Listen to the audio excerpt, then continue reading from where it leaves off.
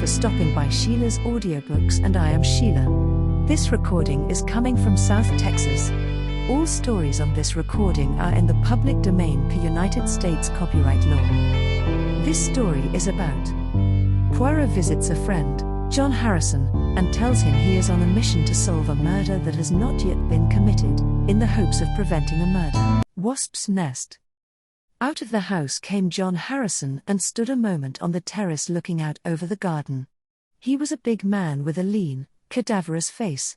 His aspect was usually somewhat grim, but when, as now, the rugged features softened into a smile, there was something very attractive about him. John Harrison loved his garden, and it had never looked better than it did on this August evening, summery and languorous. The rambler roses were still beautiful, sweet peas scented the air. A well-known creaking sound made Harrison turn his head sharply. Who was coming in through the garden gate? In another minute, an expression of utter astonishment came over his face, for the dandified figure coming up the path was the last he expected to see in this part of the world. "By all that's wonderful," cried Harrison. "Monsieur Poirot." It was, indeed, the famous Hercule Poirot, whose renown as a detective had spread over the whole world. "Yes," he said, "it is.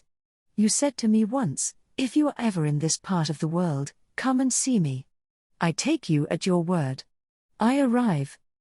"And I'm obliged," said Harrison heartily. "Sit down and have a drink." With a hospitable hand, he indicated a table on the veranda bearing assorted bottles. "I thank you," said Poirot, sinking down into a basket chair. "You have, I suppose, no syrup?" No. "I thought not. A little plain soda water then, no whiskey." And he added in a feeling voice as the other placed the glass beside him, "Alas, my moustaches are limp. It is this heat." "And what brings you into this quiet spot?" asked Harrison as he dropped into another chair. "Pleasure?" "No, mon ami, business." "Business? In this out-of-the-way place?" Poirot nodded gravely. "But yes, my friend, all crimes are not committed in crowds, you know." The other laughed. "I suppose that was rather an idiotic remark of mine. But what particular crime are you investigating down here, or is that a thing I mustn't ask?" "You may ask," said the detective. "Indeed, I would prefer that you asked." Harrison looked at him curiously. He sensed something a little unusual in the other's manner. "You are investigating a crime, you say?" He advanced rather hesitatingly. "A serious crime." "A crime of the most serious there is." "You mean murder?" So gravely did Hercule Poirot say that word that Harrison was quite taken aback. The detective was looking straight at him, and again there was something so unusual in his glance that Harrison hardly knew how to proceed. At last, he said, "But I have heard of no murder." "No," said Poirot, "you would not have heard of it." "Who has been murdered, as yet?" said Hercule Poirot. "Nobody." "What?" "That is why I said you would not have heard of it. I am investigating a crime that has not yet taken place." "But look here, that is nonsense." "Not at all. If one can investigate a murder before it has happened, surely that is very much better than afterwards.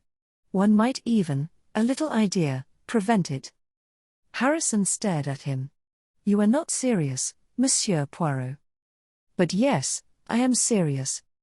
"You really believe that a murder is going to be committed?" "Oh, it's absurd." Hercule Poirot finished the first part of the sentence without taking any notice of the exclamation. "Unless we can manage to prevent it." "Yes, mon ami, that is what I mean." "We." "I said we. I shall need your cooperation."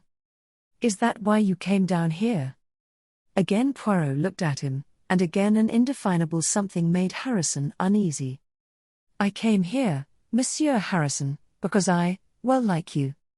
And then he added in an entirely different voice, "I see, Monsieur Harrison, that you have a wasp's nest there. You should destroy it." The change of subject made Harrison frown in a puzzled way. He followed Poirot's glance and said in a bewildered voice, "As a matter of fact, I'm going to. Or rather, Young Langton is. You remember Claude Langton? He was at that same dinner where I met you. He's coming over this evening to take the nest. Rather fancies himself at the job. Ah, said Poirot. And how is he going to do it? Petrol and the garden syringe. He's bringing his own syringe over, it's a more convenient size than mine. There is another way, is there not? Asked Poirot. With cyanide of potassium? Harrison looked a little surprised. Yes, but that's rather dangerous stuff. Always a risk having it about the place. Poirot nodded gravely. Yes, it is deadly poison. He waited a minute and then repeated in a grave voice, deadly poison. Useful if you want to do away with your mother-in-law, eh? Said Harrison with a laugh. But Hercule Poirot remained grave. And you are quite sure, Monsieur Harrison, that it is with petrol that Monsieur Langton is going to destroy your wasp's nest? Quite sure. Why? I wondered. I was at the chemist's in Barchester this afternoon. For one of my purchases I had to sign the poison book. I saw the last entry. It was for cyanide of potassium and it was signed by Claude Langton. Harrison stared. That's odd, he said. Langton told me the other day that he'd never dream of using the stuff. In fact, he said it oughtn't to be sold for the purpose. Poirot looked out over the garden. His voice was very quiet as he asked a question. Do you like Langton? The other started. The question somehow seemed to find him quite unprepared. Well, I mean of course, I like him. Why shouldn't I? I only wondered, said Poirot placidly, whether you did. And as the other did not answer, he went on. I also wondered if he liked you. What are you getting at, Monsieur Poirot? There's something in your mind I can't fathom. I am going to be very frank. You are engaged to be married, Monsieur Harrison. I know Miss Molly Dean. She is a very charming, a very beautiful girl. Before she was engaged to you, she was engaged to Claude Langton. She threw him over for you. Harrison nodded. I do not ask what her reasons were, she may have been justified. But I tell you this, it is not too much to suppose that Langton has not forgotten or forgiven. You're wrong, Monsieur Poirot. I swear you're wrong. Langton's been a sportsman, he's taken things like a man. He's been amazingly decent to me, gone out of his way to be friendly. And that does not strike you as unusual? You use the word amazingly, but you do not seem to be amazed. What do you mean, M. Poirot? I mean, said Poirot, and his voice had a new note in it, that a man may conceal his hate till the proper time comes. Hate? Harrison shook his head and laughed. The English are very stupid, said Poirot. They think that they can deceive anyone but that no one can deceive them. The sportsman, the good fellow, never will they believe evil of him. And because they are brave, but stupid, sometimes they die when they need not die. You are warning me, said Harrison in a low voice. I see it now, what has puzzled me all along. You are warning me against Claude Langton. You came here today to warn me. Poirot nodded. Harrison sprang up suddenly. But you are mad, Monsieur Poirot. This is England. Things don't happen like that here. Disappointed suitors don't go about stabbing people in the back and poisoning them. And you're wrong about Langton. That chap wouldn't hurt a fly. The lives of flies are not my concern, said Poirot placidly. And although you say Monsieur Langton would not take the life of one, yet you forget that he is even now preparing to take the lives of several thousand wasps. Harrison did not at once reply. The little detective in his turn sprang to his feet.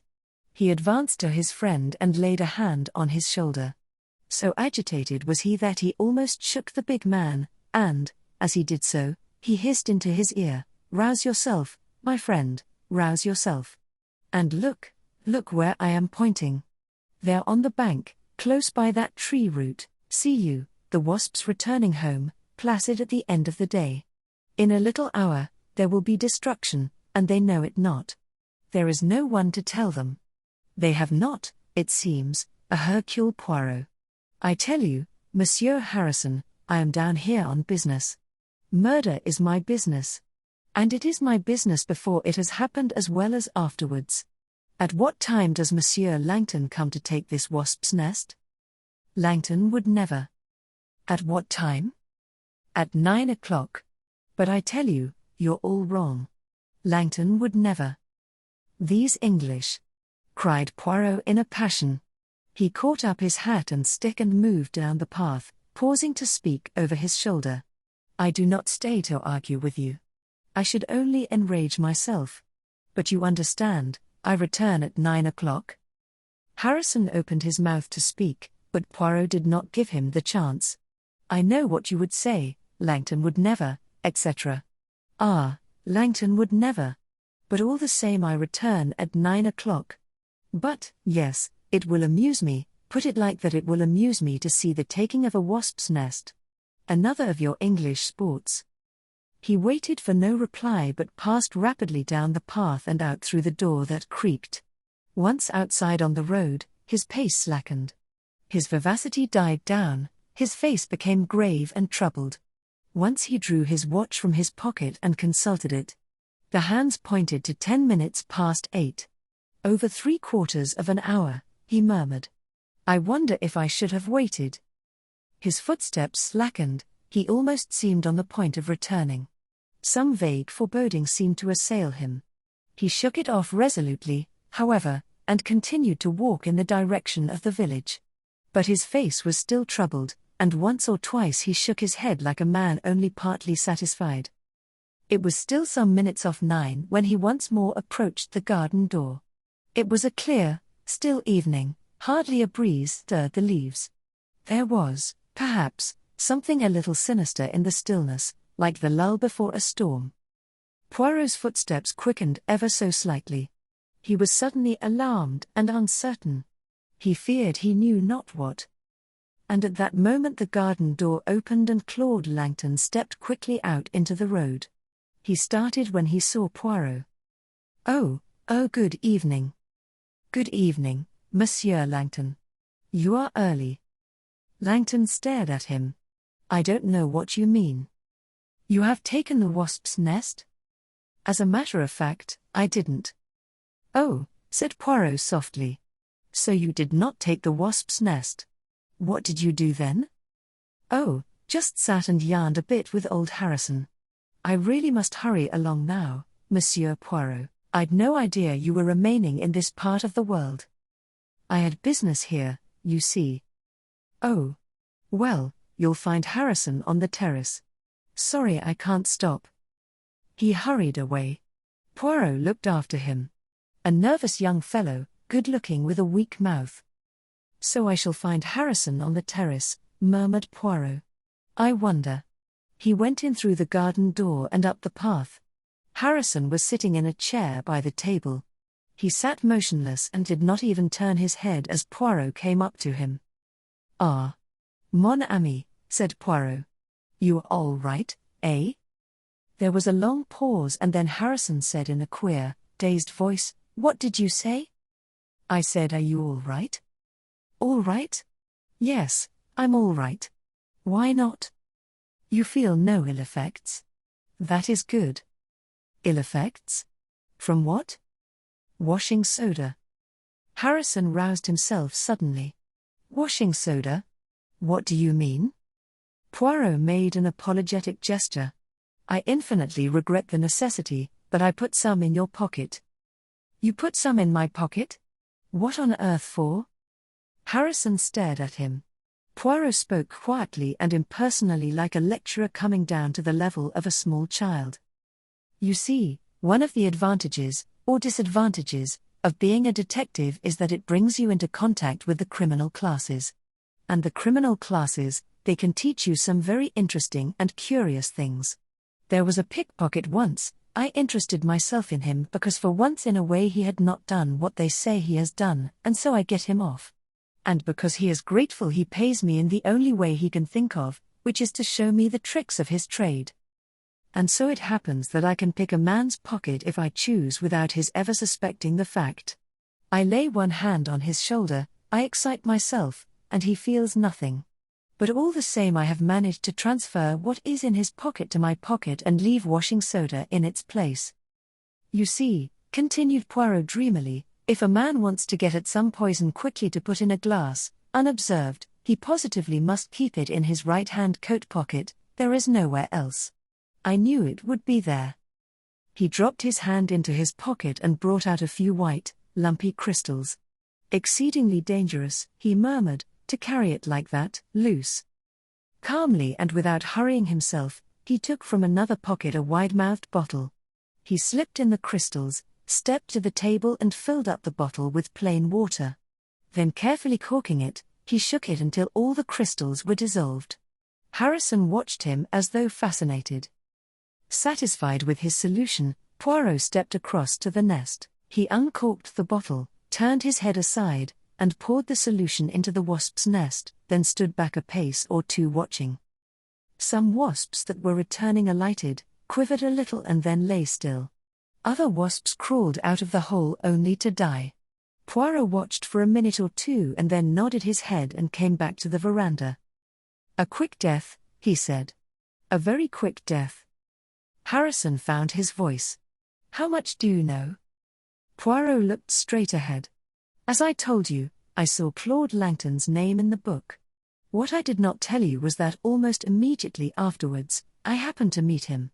He told me he had been buying cyanide of potassium at your request to take a wasp's nest. That struck me as a little odd, my friend, because I remember that at that dinner of which you spoke, you held forth on the superior merits of petrol and denounced the buying of cyanide as dangerous and unnecessary. Go on." "I knew something else. I had seen Claude Langton and Molly Dean together when they thought no one saw them. I do not know what lover's quarrel it was that originally parted them and drove her into your arms, but I realized that misunderstandings were over and that Miss Dean was drifting back to her love." "Go on." "I knew something more, my friend. I was in Harley Street the other day, and I saw you come out of a certain doctor's house. I know the doctor and for what disease one consults him, and I read the expression on your face. I have seen it only once or twice in my lifetime, but it is not easily mistaken. It was the face of a man under sentence of death. I am right, am I not?" "Quite right. He gave me 2 months. You did not see me, my friend, for you had other things to think about. I saw something else on your face, the thing that I told you this afternoon men try to conceal. I saw hate there, my friend. You did not trouble to conceal it, because you thought there were none to observe." "Go on," said Harrison. "There is not much more to say. I came down here, saw Langton's name by accident in the poison book as I tell you, met him, and came here to you. I laid traps for you. You denied having asked Langton to get cyanide, or rather you expressed surprise at his having done so. You were taken aback at first at my appearance, but presently you saw how well it would fit in and you encouraged my suspicions. I knew from Langton himself that he was coming at 8:30. You told me 9 o'clock, thinking I should come and find everything over. And so I knew everything." "Why did you come?" cried Harrison. "If only you hadn't come."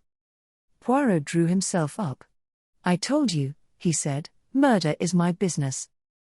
"Murder? Suicide, you mean?" "No," Poirot's voice rang out sharply and clearly. "I mean murder. Your death was to be quick and easy, but the death you planned for Langton was the worst death any man can die. He bought the poison, he comes to see you, and he is alone with you. You die suddenly, and the cyanide is found in your glass, and Claude Langton hangs. That was your plan." Again Harrison moaned. "Why did you come? Why did you come?" "I have told you, but there is another reason. I liked you. Listen, mon ami, you are a dying man, you have lost the girl you loved, but there is one thing that you are not a murderer. Tell me now, are you glad or sorry that I came?" There was a moment's pause and Harrison drew himself up. There was a new dignity in his face, the look of a man who has conquered his own baser self. He stretched out his hand across the table. "Thank goodness you came," he cried. "Oh, thank goodness you came." The end.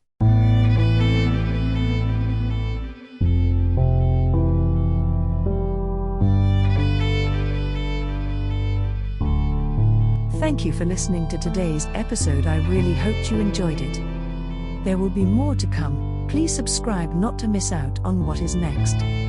I will be looking forward to your return. The music is by Madfan from Pixabay. To support this and other artists, go to pixabay.com. Sheila.